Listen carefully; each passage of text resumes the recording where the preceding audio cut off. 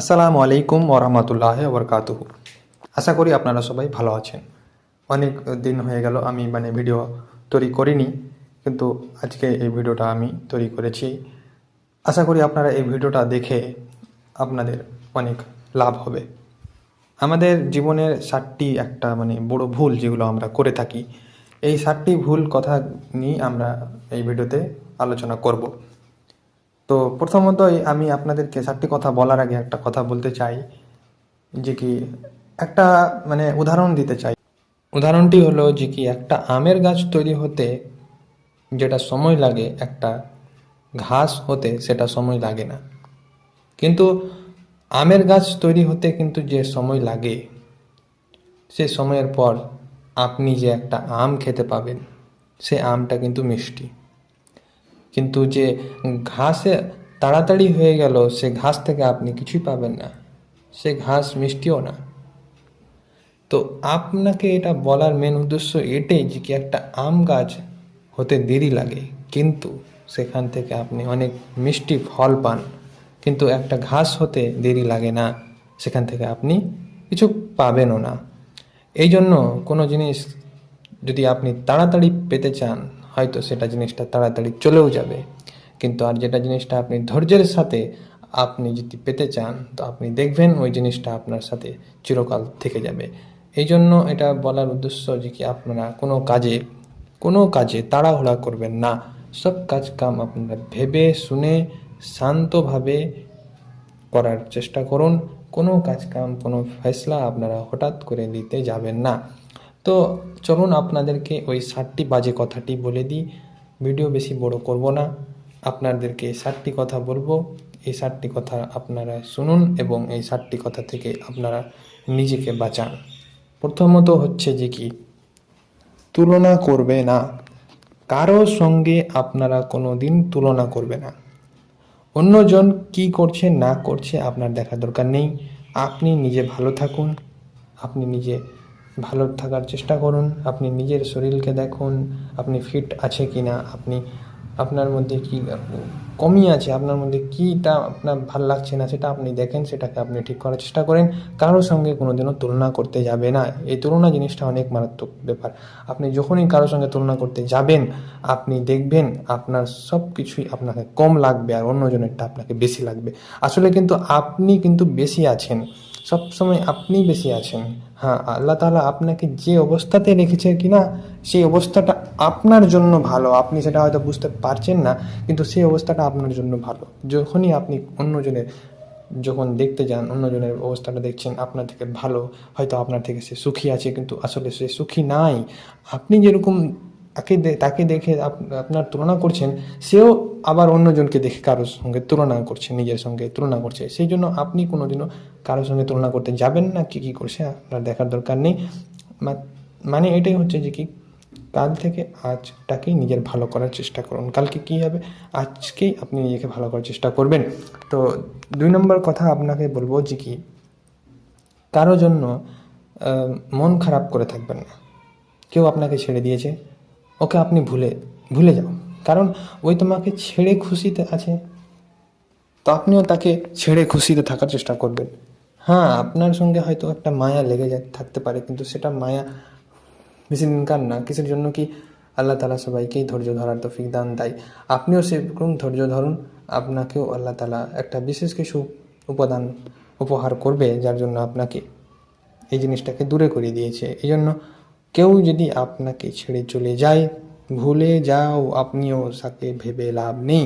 কারণ সে যদি আপনাকে ছেড়ে খুশিতে আছে, তো আপনিও তাকে ছেড়ে খুশিতে থাকতে পারবেন।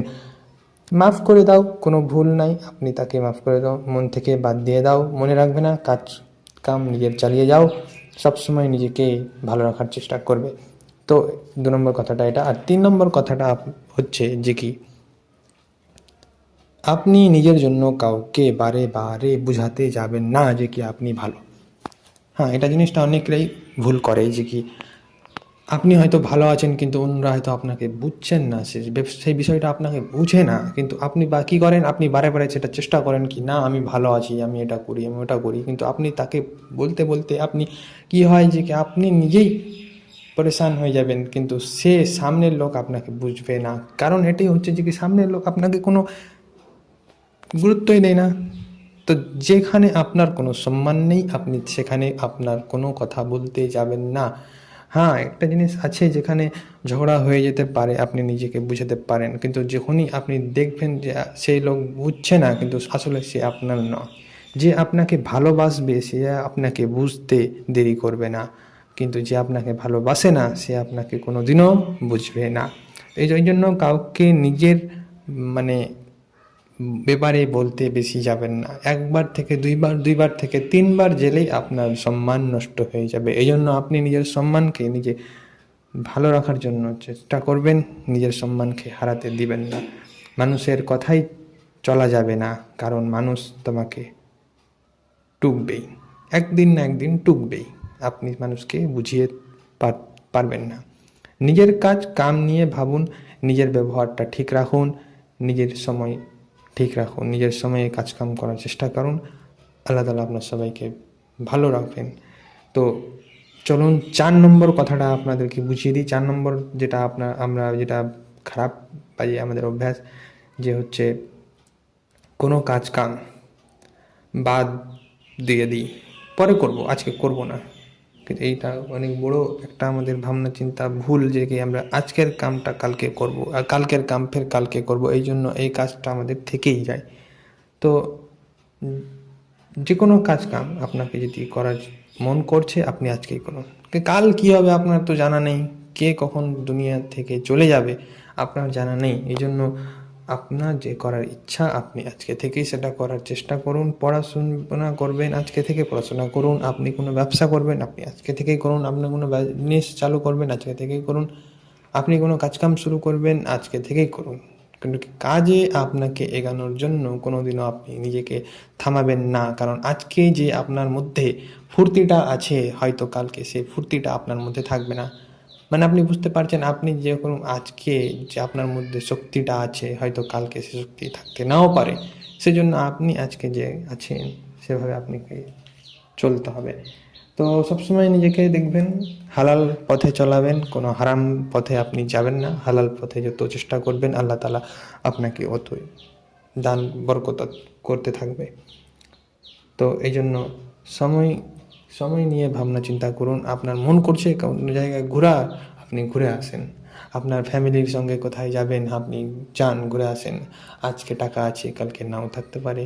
আজকে তোমার মা বাবা আছে, কালকে তোমার মা বাবা নাও থাকতে পারে।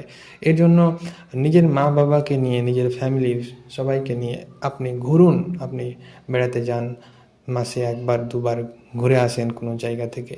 আপনার নিজের ফ্যামিলিকে নিয়ে ঘুরে আসেন, আপনার মা বাবাকে নিয়ে ঘুরে আসেন। অনেকে ভাবে কি আমি যখন বেশি টাকা জমা করে নেব, কোনো কাজকাম করতে শুরু করব, বড় কোনো কাজকাম করব, চাকরি করব, তারপরে আমার মা বাবাকে নিয়ে কোনো জায়গায় ঘুরবো আর কিছু করব। তখন কি হয় যে কি আপনাদের কাছে শুধু টাকা থেকে যায়, হয়তো মা বাবা থাকে না। তো এটা কিন্তু সবার সঙ্গে হয় না, কিন্তু এটা জিনিসটা আপনাকে নিজে থেকে ভাবা উচিত যে কি আমাকে যে করতে হবে আজকেই করতে হবে, কাল কী হবে আপনার জানা নেই। এই জন্য সবসময় মানে কি যে ব্যাপারটা মানুষ বলে না, কেউ কাছে টাকা আছে মানে কঞ্জুসি জিনিসটা আপনাকে করতে হবে না। আর মেন বিষয়টা হচ্ছে যে কি সবসময় মন খুশি আর মন ফ্রি করে আপনাকে থাকতে হবে। 5 নম্বর বিষয়টা হচ্ছে যে কি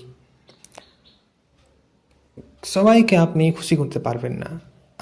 আমরা সবাই কি করি, যে সবাইকে আমরা খুশি করার চেষ্টা করি, যে সবাইকে কোনোদিনও আমরা খুশি করতে পারবো না। আপনি যতই চেষ্টা করবেন আপনি হেরে যাবেন, কিন্তু সে লোকটা খুশি হবে না।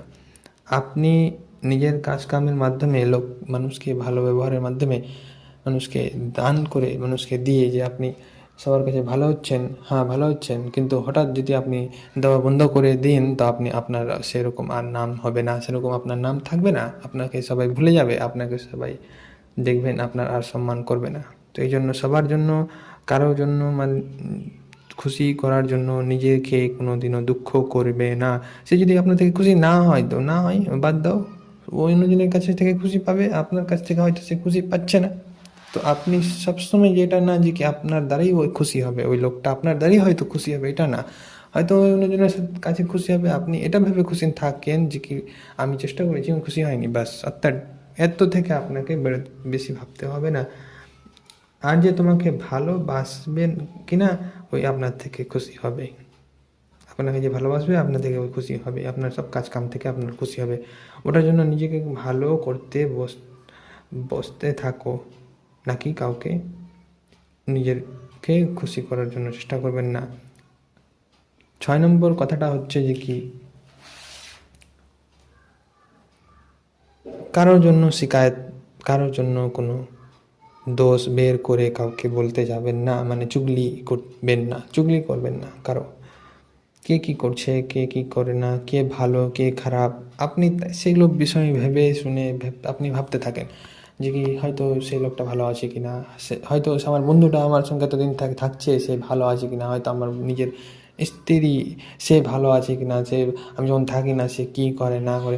আপনি যখনই এগুলো বিষয় নিয়ে ভাবতে থাকেন তখন আপনার মাথাতে একটা কোনো পজিটিভই থাকে না, আপনার মাথাতে সবসময় নেগেটিভ কথাগুলোই আপনার চোখে আপনার মাথার তলে ভেসে আসে, যার জন্য আপনি নিজেকে হারিয়ে দিন, আপনি নিজেকে আগে বাড়াতে পারছেন না। এর জন্য আপনাকে আগে বাড়ার জন্য সবসময় পজিটিভ ভাবতে হবে। কে কী করছে না করছে আপনার দেখার দরকার নেই, হ্যাঁ এতটি জানার দরকার যে কি সে ঠিক আছে কি না, বাকি আপনার থেকে নিজে থেকে কোনো কথা ভাবতে হবে না।